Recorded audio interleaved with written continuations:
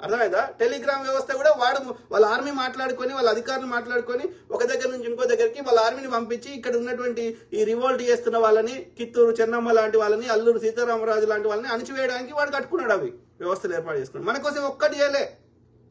అందుకని బ్రిటిషుడు కట్టిన ఈ దేశంలో ఏం లేవు. ఏమైనా ఉంటే వాళ్ళు నివసించడానికి వాళ్ళ రాయబారులు కానీ వాళ్ళ యొక్క అధికారులు నివసించడానికి కావాల్సిన ఏమైనా బిల్డింగ్ కట్టుకున్నాడు కావచ్చు. అంతా మించి ప్రజలకు ఉపయోగపడేది ఒక హాస్పిటల్, ఒక పాఠశాలలు ఏది కట్టలే బ్రిటిష్ వాడు. కొన్ని చట్టాలు ఎందుకు తెచ్చిండి? బ్రాహ్మణుడు తెచ్చిన చెత్త చట్టాలు ఎందుకు తీసేసిండు అంటే కేవలం ఎవడో ఒకటి సపోర్ట్ వానికి దేశంలో ఉంటే వాడు ఎక్కువ కాలం దోసుకోవచ్చు కాబట్టి తెచ్చిండు. మన మీద ప్రేమతోటి చేయలే. కానీ అది ముస్లిం రాజులు అట్లా చేయలే. వాళ్ళు ఈ భూమిని వాళ్ళ దేశం అనుకున్నారు. అందుకనే వాళ్ళు కట్టిన ఇప్పటికి ఉన్నాయి.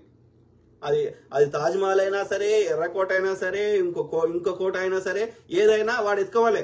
ఎవడో 2-3 ఎత్తుకోవాలి పరిచయం వాడు కానీ